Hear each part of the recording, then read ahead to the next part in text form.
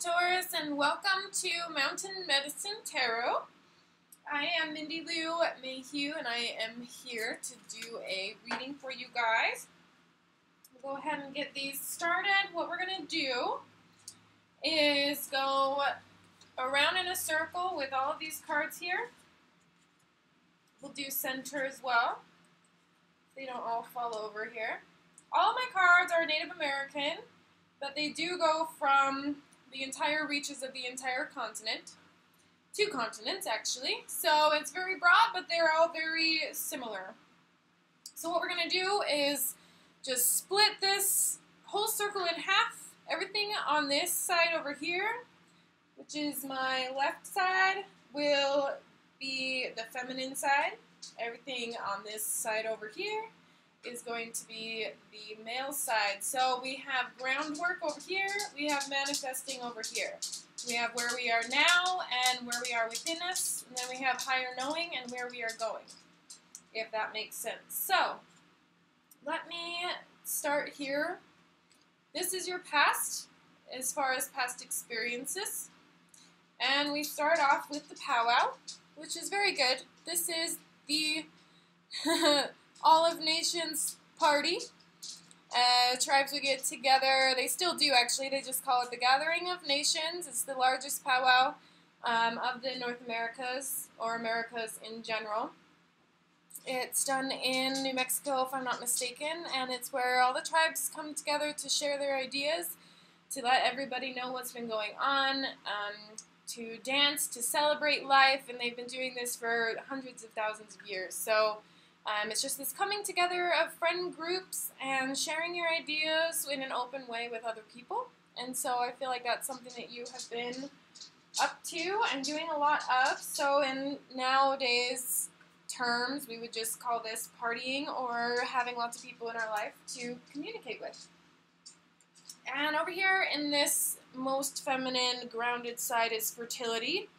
And this is a Kokopelli. You might have seen him on some necklaces and things. He does represent fertility. The image here has been cropped and changed by Western society to look like a knee. But that little bump's not actually a knee. It's something else. But he is known for his flute right here, which would go to the tents of anyone who couldn't get pregnant, and he would make sure that they're able to have children. So it's this very sacred communion. It's very, he's like the god of all fertility. But it doesn't have to be babies. It can. It isn't always. So I'll never say on a general reading that you're going to have a baby. This is more like new ideas and things that are still in the beginning stages. It's to say that whatever endeavor it is that you are looking for right now is fertile ground, and it was a good place to, plant that seed and create growth out of it. So we will see what comes together, but it looks like where we've got quickening here, coming together, and then quickening something, it might be that you are getting a new idea, or there's an idea in the process still. And over here, ooh, perfect. This is the perfect placement. Up here is the higher knowing place, the place of communication between you and spirit. So this is telling you that the fruits are on the tree. Very, very cool. So this either means that your idea is heavily supported, all the way supported in the ways that you will manifest anything that you are looking to plant right now. Like, absolutely do it. This is like material things, this is gains, this is capital, this is all of the things that you need to succeed at your fingertips and more. So it's like you can see here, the basket's overflowing. So that is really good energy. It feels very, very massive to me. This right here is the space of this. So everything I said that we would put down here is the definition of this card. So we have past experiences, relationships, this idea of innocence, the inner child. Running with the pack is kind of what I associate with this wolf here, because it has to do with what goes on with other people and other people in your experience. So we have this gathering of people, and then we have wolves that run in a pack. So it just tells me that there's a lot of people that are going to be involved in some sort of a big group, like a communion of like-minded people, which is really cool. It's just reminding us that this place is a place that needs to be guarded and nurtured by our inner selves and by our inner power, just to make sure that we are filling our cup all the time, treating ourselves like that inner child who really needs us to take care of our bodies. So it's just a reminder of that. Let's do our first round here of clarifiers. Woo, that one wanted to come out. So down here in the past, again, we have introspection. Perfect. So this, again, is just all about going into your body and taking care of yourself there. So it's being very cautious about the food that you're eating. Be doing a good job at taking care of yourself. Make sure that you're not only just bathing every day, but make a really big art form out of it. Put your crystals out on the bath and tell yourself you're getting clean, but also that you're rejuvenating yourself. Take time for a retreat. Take time for cleaning your space and really create I call it a cuddle cave, where you can really have your altar, like I have kind of set up over here, and where the energy can flow really easily and you feel at home and you feel comfortable. Give yourself as much of that as you can right now, because I just feel like replenishing yourself is a really big deal for getting this thing that you want, that like, holy crap, you have got so much yes, just a yes answer, whatever it is that you are thinking of doing right now. You have that Kokopelli energy, which is about the most powerful backup that you could have, especially if this has to do with like a new idea, a new endeavor, moving forward with some sort of plan. So in the next step over here, which is going to be there, this is a funny card because it says ducks and then it's a goose. I don't understand that part, but it's all about balance. I love the winged creatures that are on here because it just reminds me of that ebb and flow. I mean, this is a perfect space right here to make sure you're taking care of yourself and then also reaching forward in the means of manifestation. So this is all about synchronicities, so it's about learning your lessons in a way that you don't have to be learning them over and over and over again. So with this, maybe there's something that you're kind of putting behind you on the table so that you can move forward with this brand new endeavor energy. I really love whatever's going on here. Like, it's just telling you to go for it, and with certainty, right here, it just says, like, be surefire. Like, when you dive to get your food or whatever it is that this is going, this goose, it just throws me off that it says duck. I think it's so funny. But it's just, it represents the place of Libra, so it's all about that balance, certainty. They're very left-brained. So you already kind of have the strategy in place. You already are doing what you need to do. Just make sure you're doing the groundwork. Taking care of yourself before you take off is what I feel. So still very powerful energy. Just be certain about it and take care of yourself. And it's pretty much just saying, whatever it is over there, I'm excited to see. It's something that you're creating. And let's see what it is. All right, so between the forward movement, which is this way, and higher knowing, which is up there, we have this, which is the exact same clarifier, so that's odd. South again. So something about learning lessons. The thing about lessons is things will keep on coming back until you learn. And what I have learned is one of the most valuable lessons I could have learned is just when to say no and when to lock myself into that feminine cuddle space and just give myself the sage and crystals that I need and do the planning that I need to for my business ideas and things like that. That's been something that's helped me a lot, because no matter what lesson it is that you need to learn, the only way you're going to learn that is kind of on your own. So just trust the process, trust the fact that everything is constantly spinning, and you have this like immaculate amount of backup from your guides that are just kind of telling you to go for it. It's just reminding you to continuously be growing. So don't ever give yourself a ceiling. Always be reaching for the moon and beyond, because you just have this exponential amount of growth that's coming your way. So just be extremely open to all new messages that come in, because I just feel like with this sharing of ideas, there's going to be more people around you. And here we have the harvest moon, which moons are all about starting new cycles and beginning again. So we have here a turning point and gathering. So that is really cool. Even more gathering. That goes over here with this sense of unity and preparation, it says. So it seems like there's something going on that you're gearing yourself up for. Maybe a change in a job, a change in atmosphere. It could be a new beginning as far as having a child. We will see. I don't like to say that there's going to be a baby coming just because this is a general reading. So schedule with me if you'd like to learn more about that. Let's see what the next clarifiers say. Let's go with these guys. So these are Amazonian. They are from all sorts of tribes down in, got some flyers. Alright, so we'll start here. Alright, so scorpions are an interesting medicine. Let me grab my such what's over here to make sure I'm getting everything correct. The scorpion medicine I'm sure of, though, that's all about the number 12, which is the number on the clock.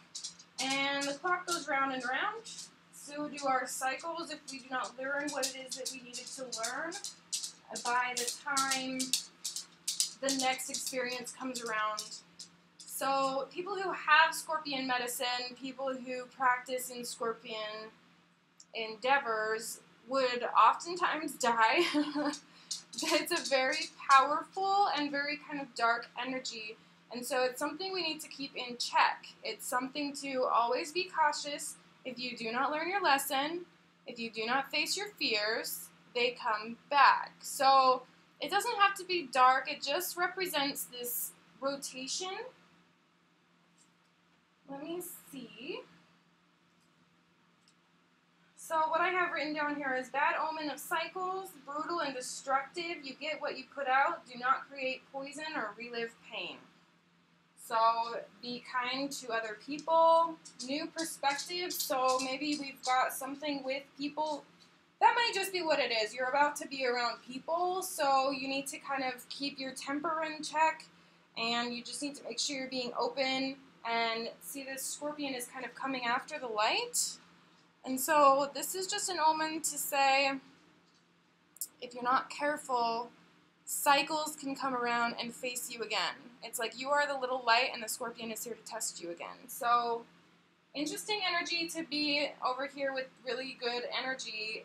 This is just about past experiences with others. So keep in mind here we're talking about other people.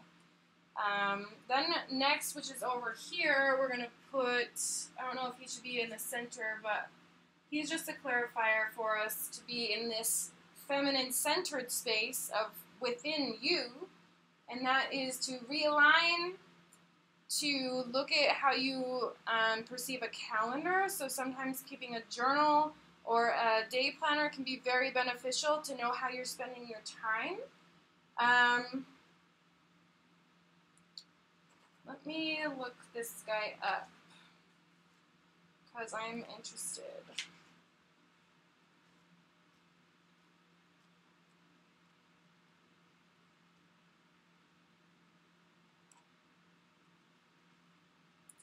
Okay.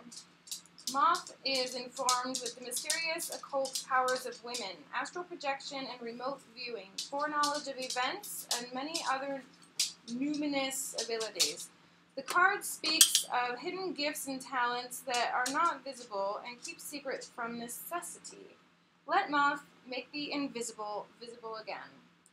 There's a language of the night that is different from language of day. Moth owns this language. Moth card instructs you to make friends with all nocturnal creatures and night's good spirits. Come alive at night and dance in the worlds beneath the world. Be completely at home in the universes. Throw open the curtains and allow moonlight to flood into circumstances or problems that you are addressing. The ancients knew magical properties of reflected light from moon's face. The light of the moon illuminates aspects of your question not visible in the sunlight. Ancient philosophers had timekeepers sculpted imagery into stone that they only could be seen in the moonlight. Moonlight is the key to unlocking many metaphysical doors and physical doors as well. Let inner light be your compass and let moth be your guide. Very cool. So, if you feel like you're in a state of darkness, just keep in mind to open your mind up to that dark space and bring the light to it. You see, moths can see in the light regardless of the dark. So just keep your head high. So maybe it's just naysayers. Maybe that's what it is. So let's illuminate this other thing here, because I'm interested to see why the South came up twice, which is just all about more past experiences. And with that being in this place of action, it feels almost like a block. So, woo! We got a little bit of cards here. Let's just get a general idea of what popped out. So we have here balance, male and female sides, yin and yang. Grasshopper, which is a mother energy. It's very earthy and grounded. The story is the grasshopper was the first creature to want to come out of the ground, and she led the people up. Then the people got scared and killed the grasshopper. So it's all about keeping that feminine energy sacred.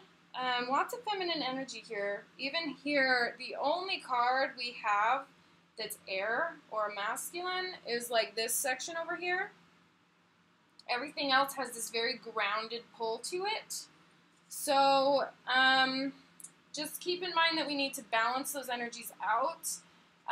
This is all about strategy, being very strategic in your endeavors. This is like a game that people would play in tribal times, like of the Inca and Maya type areas, like central Mexico.